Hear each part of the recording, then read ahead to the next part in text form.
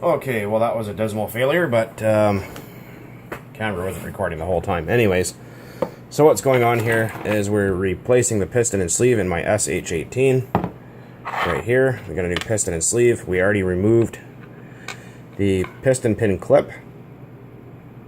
Basically what you need to do that is a small fine pair of pliers and a little bit of patience.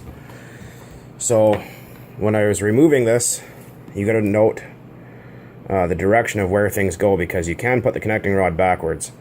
So everything went together this way with that cut or that groove up the center facing towards the cutout on the piston. Adjust my phone here a little bit. And yeah, so what you can do is put a small scratch here so you remember what way it went in. There's also a small taper cut into the bottom of the connecting rod crank pin bore. So what we can do is already removed that. So we're going to put the new piston back on, which is right here.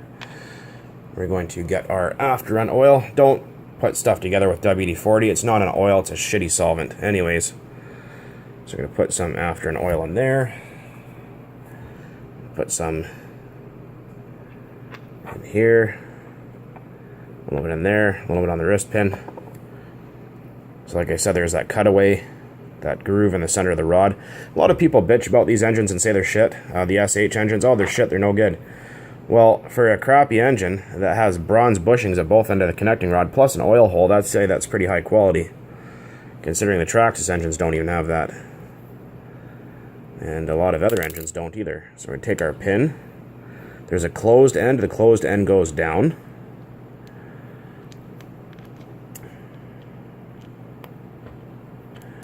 We're going to slide our pin down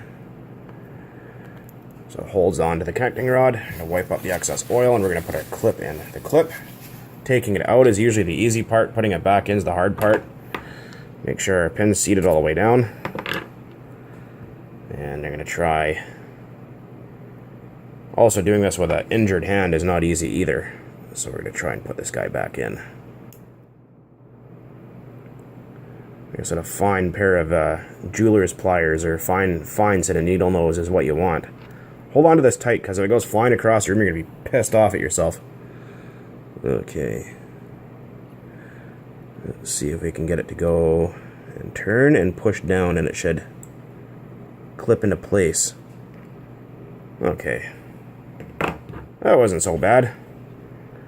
And push on the back side of the wrist pin, just to make sure that clip is fully seated. Because if you lose that clip or it comes out, you're going to destroy your engine within minutes. So, it's good. It's not coming out. This engine's already been cleaned. I already flushed everything out with brake parts cleaner to get any residue of anything that was in there out. I'm just going to take and just kind of wipe off, or well, spray off this piston just a little bit, just to make sure there's no stuff on it. This engine is going to be going right back into service very soon, probably within the next day or so. The part number is here. I bought this piston and sleeve for, I think it was like $28 or something like that. It was super cheap.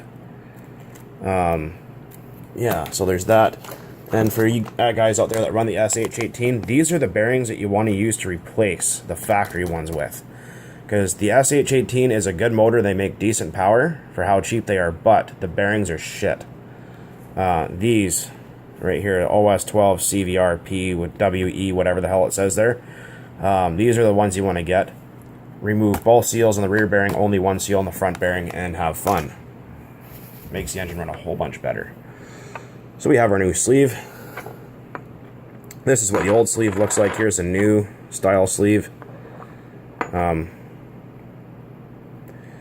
Basically what was happening was with the old piston and sleeve, well, when it was still together, the engine would run perfectly fine when it was cool, and as soon as it got hot it would shut off, wouldn't start, no compression at all, hardly anything. It was awful. So I thought, well, it's time for new piston and sleeve. And I thought, well, I don't really want to scrap this engine because it did run good, so I want to see if I can find one. And in a couple of places they wanted $100 just for the piston. I said they can screw off. And I found one for super cheap on eBay, luckily. So now that our piston assembly is back together, Just going to give it another little drop of oil in there, because you got to remember these are the highest stressed parts. I did not replace this connecting rod, I'm reusing it. Most of the time I replace it because what can happen is when the engine has new compression, new pinch, the rod is already worn and it can start hammering on the top of the rod and take out the rod eventually. This one, there was absolutely no play, it was perfect. So we're just gonna throw it back in and see what happens. So next we're gonna put on our piston. We're going to put some oil in the crank pin, stuff like that. And the block, like I said, has already been flushed out with brake parts cleaner, so everything's nice and spick and span in there. I'm going to put some oil on our piston. Like I said, don't be using WD-40 or nothing like that. Shit's garbage. Anyways, use the proper stuff. The cheap comes out expensive at the end of the day, trust me. And for those of you that ask, oh, I don't remember what way the piston goes in. See this cutout here? This faces in towards the front of the motor, so this way, if you guys can see that. So the piston faces this way with a cutout, and that cutout is there to make way for the crankshaft so they do not connect. Otherwise, if you put it back together the wrong way around, it might not turn over at all.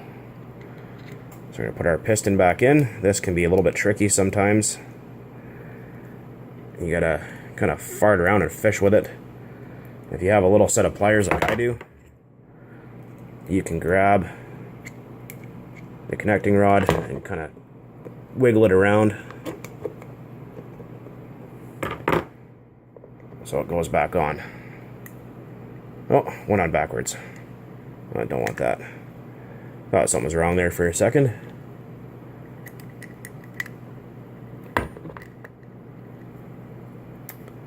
Oh, don't be so freaking frustrating, come on.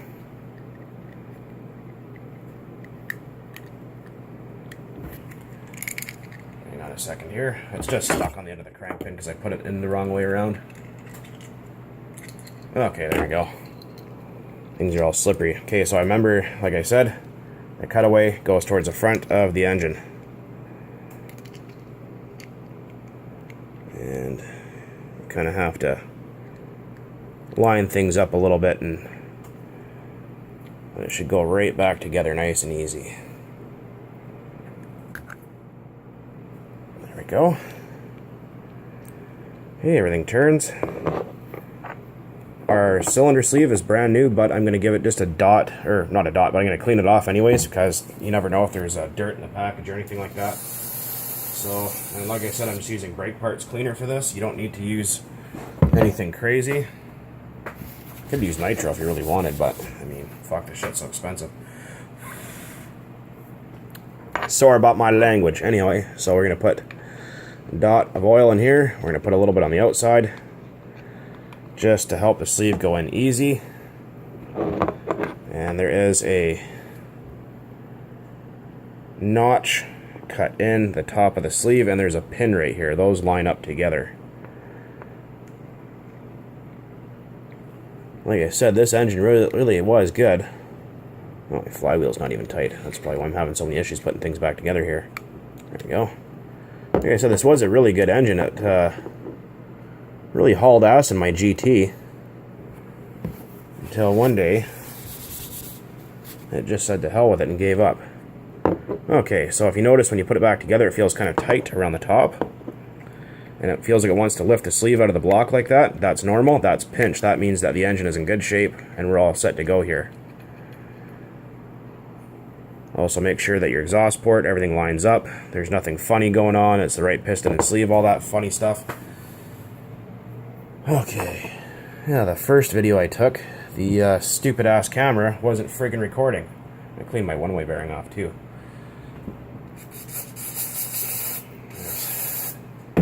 Fresh part, so why put everything back together when it's dirty, right? Doesn't make any sense.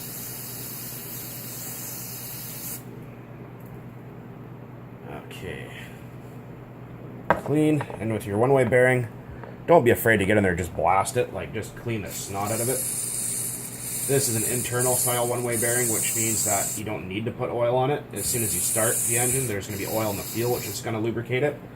But if you have an external one-way bearing, use automatic transmission fluid. It doesn't matter what kind. Okay, so we're not going to lubricate this bearing, we're just going to put it on. We know it goes this way, and we know that we have to line it up with the notch on the crank. A little bit of schmutz there. Our pull starter the right way around. And line this up to the bottom. Line these two up. And sometimes this takes a little bit of practice. If you hold the crank still and kind of rotate your one-way bearing, usually they'll kind of just slide together. Oh, you'll feel it, it'll grab. There it goes. Okay, got our other screws. These screws have got lots of oil on them, so I'm not going to bother oiling the screws like I usually do. And put this guy back together. Remember, don't tighten one screw at a time. Like, tighten them down in stages, kind of, for an even torque. Not torque, not that stupid crap that everyone's doing these days. Okay, you don't need to go crazy tight, you just need to go finger tight, then snug them down. Okay. Oh, nice and tight, tons of compression, or tons of pinch. Okay, and we're also going to put a little drop of afterburn oil down on the crank, just so it has a little bit of lubrication when it starts up, because I did flush this engine out completely. So next we're going to put on our cylinder head.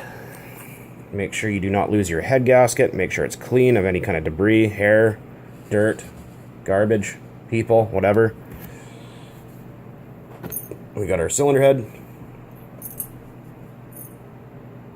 and we're going to put this head gasket on. First we need our head button.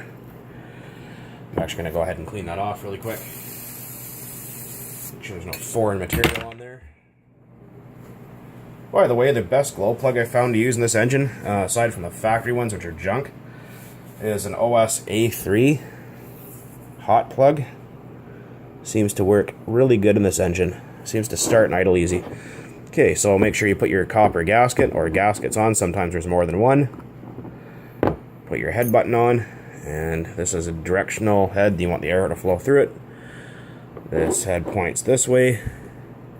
I'm actually just going to put a little shot of oil on these screws, because you don't want to put them in to aluminum dry.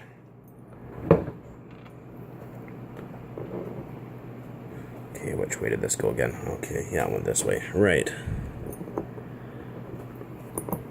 Like I said, you don't want to put shit together dry. Now this is important. A lot of people will end up, like I said, tightening down one screw at a time. You don't want to do that. Run everything down, and then just until it kind of wants to stop, then back it off a little bit.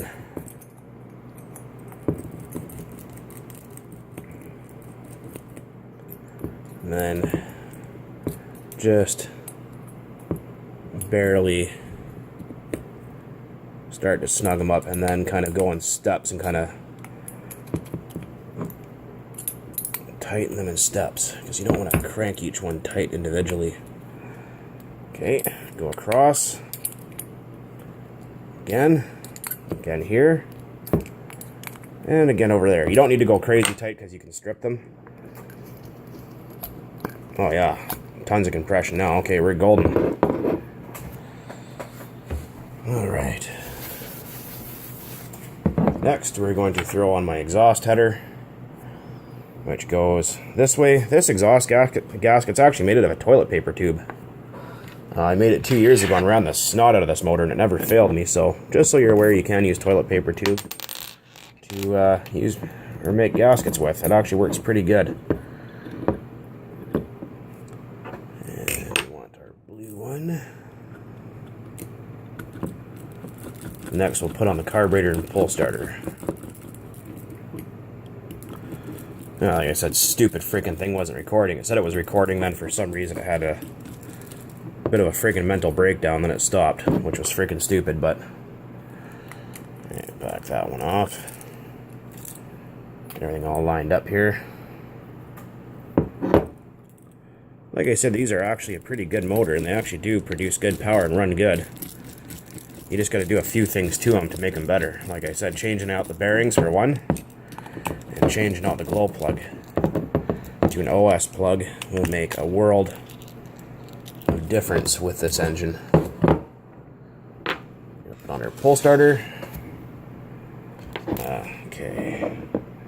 You need the spring, this is important. Without that spring, and another thing with these SH pull starters is there's no retainer clip that holds the spool in.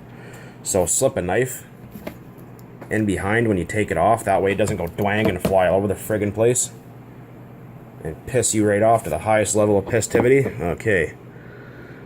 We're going to make sure our spring and our starter shaft line up. Hold everything in place to your fingers. Another thing is, don't want to crank these down too tight, because a lot of people over tighten these and they wonder why their pull starter doesn't work or doesn't retract back into its case. A lot of people freak out, oh, pull starters, oh, they're garbage, wham, wham, wham. Well, you're going to get blisters in between your fingers. If your engine is set up properly, you don't have to worry about that. All I run is pull start motors because I'm lazy and don't feel like carrying a bump box and all that racket. And I don't have blisters in between any of my fingers. Okay, check. Monster compression. Alright, perfect. Next, we're going to put on our carburetor right here. Make sure it's functional. Just for shits and giggles, we're going to give it a little clean out with some brake cleaner. Make sure there's no schmutz in there. This is a fresh motor. Well, fresh top end. I'm just reusing some old parts because I'm cheap and I want to see how much I can punish this SH because it's punished me a little bit.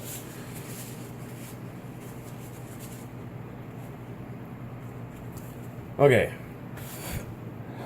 So, I'm going to put a drop of afterburn oil on our slide. Work it back and forth a little bit. Another thing is, check this rubber boot, make sure there's no cracks or tears in it anywhere. Kind of flex it around and look, because if this is cracked or broken, it causes an air leak and tuning issues. Also make sure this gasket here, this rubber O-ring is in good shape. Make sure it's not cracked, torn, broken, missing, anything like that. Put a little bit of oil on there just for everything to go back together easier.